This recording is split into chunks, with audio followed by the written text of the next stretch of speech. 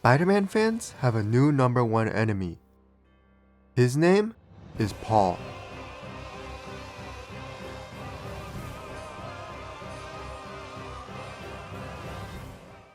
So who is this guy? Well, he doesn't have powers, he's not really a villain, so why do they hate him? Oh. You see, 20 years ago, Marvel took away the marriage of Peter Parker and Mary Jane. Peter revealed his identity to the world in Civil War, and villains came after him and severely injured Aunt May. In order to save her life, the couple sacrificed their marriage of 20 years to the devil. This is a wound that has not healed for many. The breakup of the most iconic couple in Marvel, and maybe even all of comics. So the first issue to Zeb Wells' run ruffled some feathers. The run opens with an in media res storyline, where something happens off screen that heavily impacts the plot and wouldn't be revealed for more than 20 issues. So readers were left without answers for about a year, and because the issues constantly at higher prices, well over $120. With $120, you can buy an omnibus, which is about 50 issues of comics in one book. All we know is first Peter doesn't go to MJ's, showing some kind of disconnect. Then Peter tries calling MJ, and she tells him to not call her again. Then Peter walks by her house one last time while MJ watches, and then he arrives in all his glory, Paul. Following him are two children who run up to MJ calling her mommy. And keep in mind, this is coming off a run which ended with Peter and MJ at one of their closest points since the marriage ended. Maybe even the closest. So Spider-Man fans were pissed. They saw it as a betrayal to everything that had been built up previously and a disrespectful take on the character. MJ had a family. From where? How? Were those really her kids? And most importantly, who the heck is Paul? From the beginning, Paul was honestly just a nice guy. Never mean or anything to Peter. There was a subplot involving Peter not paying someone for his medical bills. And here comes Paul, who hands over $1,500 to the collector, no sweat. But he represents all the things Spider-Man fans hate about Marvel's Editorial. The will they, won't they baiting, the lack of care to old stories and arcs. Paul, the constant beatdown the character of Peter has taken, the lack of any happiness. It's been a miserable experience. Spider-Man fans have been put through hell and haven't come back. Now Marvel spits in their faces and feeds them some tangible to hate. Paul.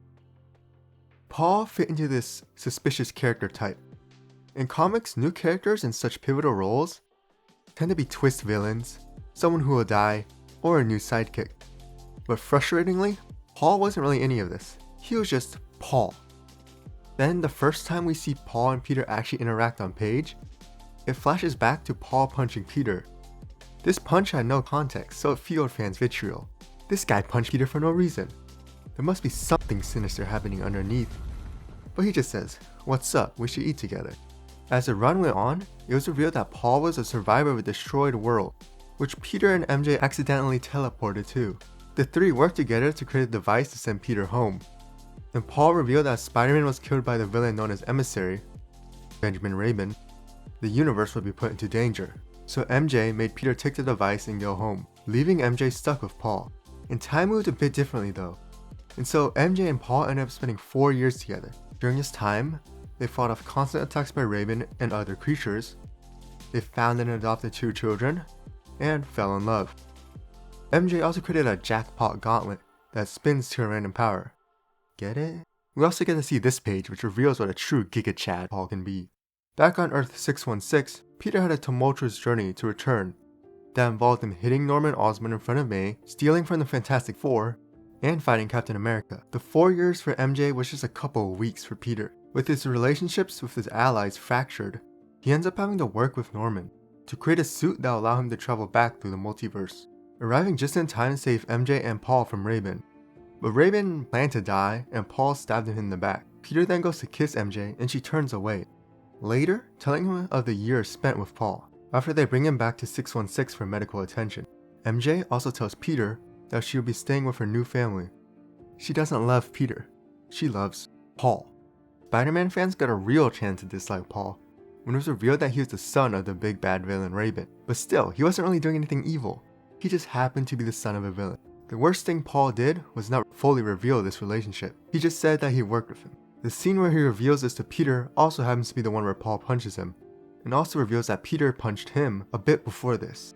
It is also interesting to note that there is an expression called to rob Peter to pay Paul. So the names surely aren't a coincidence.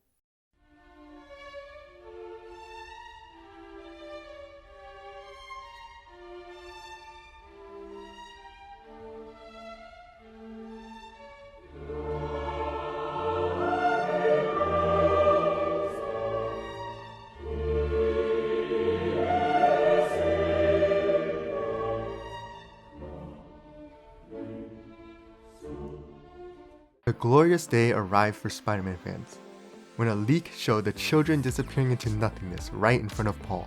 And when this issue came out, we saw that Paul's father returned not to kill Spider-Man, but Mary Jane, as it would complete a ritual to give him great power. But instead, Miss Marvel controversially died after pretending to be MJ to trick the villain, and the children were revealed to have been a creation of Ravens in order to keep track of Mary Jane. Now that he had found her, he erased them. Truly a joyous occasion. Fans of course have not been quiet about Paul, with dozens or hundreds giving their critique to Editorial, through Twitter or even at cons. And Editorial simply mocks them. This run has had several cases of clear misogyny, with many fans saying MJ's treatment furthers this. But it all ropes back to Paul. And right now, the run has kind of gone under the radar for the minute, with some small outbursts, but nothing on the level of Miss Marvel or Paul hatred. The recent announcement of Ultimate Spider-Man being a family man has given ammo to both sides, who are using it as a shield and sword. Although I wouldn't expect that family to remain happy. The cycle of characters and stories like Paul will continue forever. The reason being that people keep buying this stuff, no matter how much they complain. If they really want a change, all they have to do is say no more. But no store is ever going to stop selling Spider-Man. It's like a drug to fans. And so on 616, Paul and MJ are still together. Peter's still getting demolished by life, and Editorial still doesn't care. They just get to love the nightmare they have created for fans. Paul.